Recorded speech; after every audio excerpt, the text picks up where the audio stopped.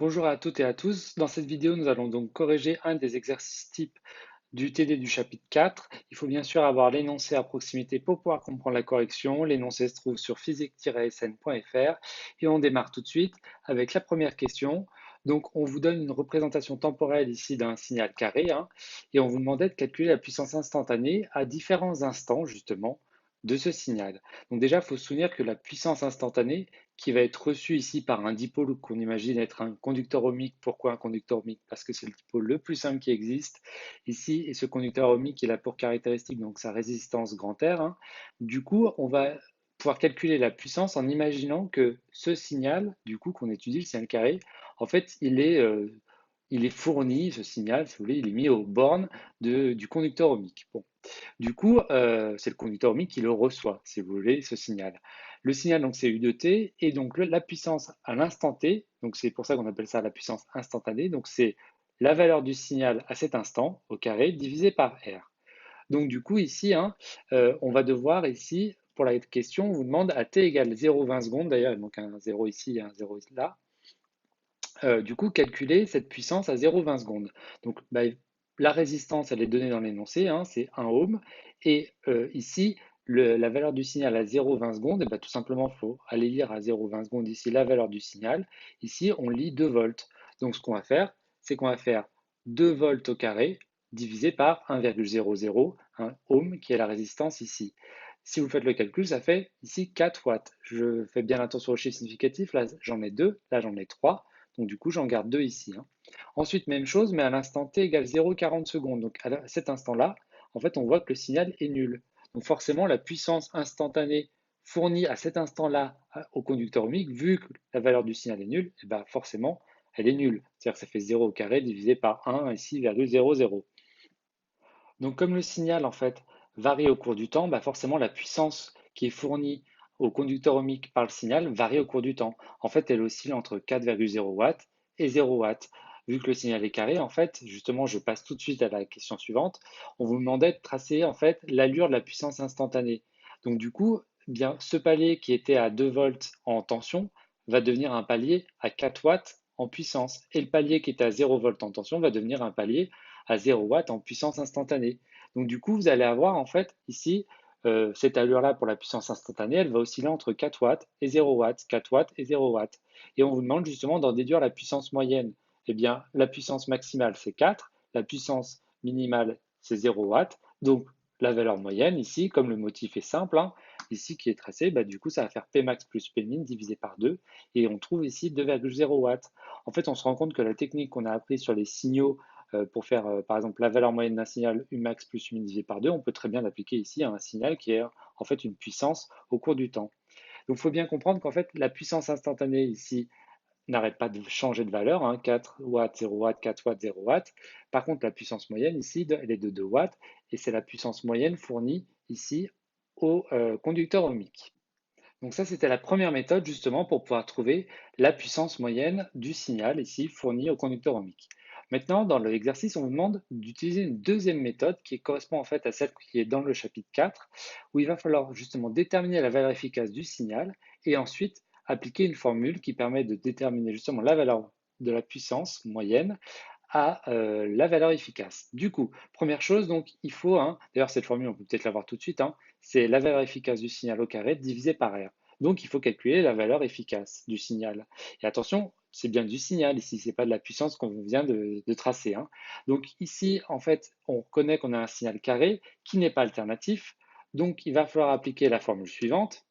Et je vous rappelle que pour un signal carré, U alt f, en fait, c'est tout simplement son amplitude. Il n'y a pas de divisé par racine de 2 ou racine de 3.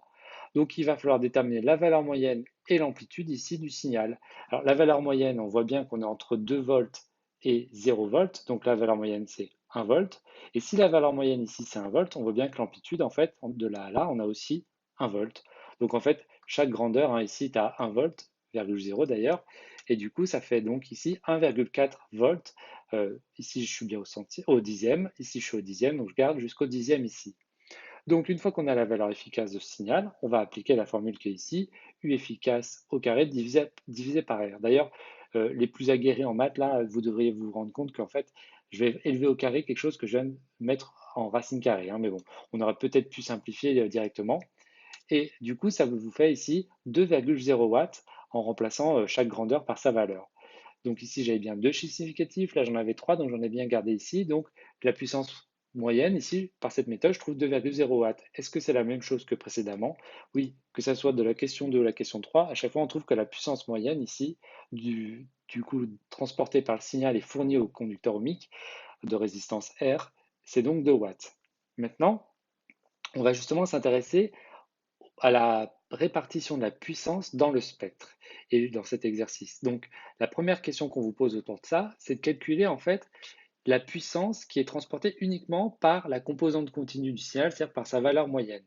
Ici, et du coup, eh bien, il faut appliquer la formule qui est ici, sachant qu'on vient de calculer la valeur moyenne qui était, si je ne me trompe pas, de 1,0 volts. Donc, du coup, en remplaçant, on va trouver ici 1 watt, 1,0 watt, toujours en respectant les chiffres significatifs.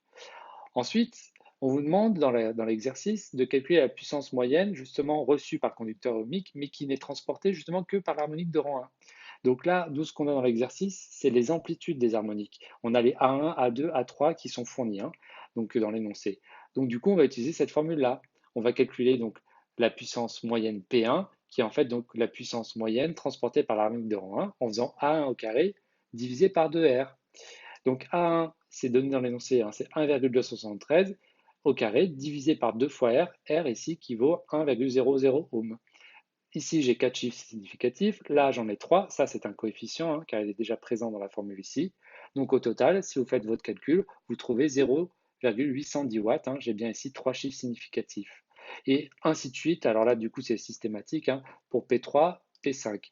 Et du coup, on ne vous fait pas calculer la puissance moyenne reçue grâce à l'harmonique de rang 2 et de rang 4, parce qu'en fait les amplitudes sont nulles, donc les puissances moyennes aussi. Et tout ça pour en arriver en fait à la question finale, où on vous demande en fait le pourcentage de la puissance moyenne transportée par l'ensemble de la composante continue et des 5 premières harmoniques. Donc ici, je vous ai remis dans ce petit résumé là toutes les valeurs qu'on vient de trouver. On a trouvé que la puissance moyenne de l'ensemble du signal c'était 2 watts, que la puissance moyenne transportée par la composante continue c'était 1 watt pour aller rapidement sur les chiffres significatifs, et ainsi de suite. Donc pour l'harmonique de rang 1, l'harmonique de rang 3, l'harmonique de rang 5. Déjà, on peut constater que P0 plus P1 plus P3 plus P5, c'est bien plus petit que 2 watts. Si on trouvait quelque chose de plus grand, ça voudrait dire qu'en fait, on a fait une erreur quelque part. Ça veut dire qu'en fait, ici, j'ai tous les harmoniques, ça fait 2 watts. Si j'en prends que jusqu'à l'harmonique de rang 5, si je trouvais déjà quelque chose de plus grand, ça serait louche. Donc, comment on va faire ça pour pouvoir calculer le pourcentage? Eh bien, déjà, on va comparer à 2 watts, vu que 2 watts, ça correspond à l'ensemble du signal. Et qu'est-ce qu'on va mettre au numérateur? Eh bien, on va mettre en fait P0 plus P1 plus P3 plus P5. Du coup, ça s'écrit sous forme ici littérale ainsi, ou alors, si vous préférez, P0 plus P1 plus P3 plus P5. Donc vous faites votre addition, vous divisez par 2,0 et ici, en fait, en gardant deux chiffres significatifs, parce qu'en fait ici j'en avais deux, du coup ça fait 97%. Donc ce qui veut dire qu'il y a 97% de la puissance totale du signal qui est contenue jusqu'à l'harmonique de rang 5. Donc ça sous-entend qu'on n'est pas peut-être, si on perd les harmoniques de rang 7, 9 et ainsi de suite, finalement on ne perd que 3% en puissance du signal. Voilà pour cette correction autour de l'exercice type du TD du chapitre 4.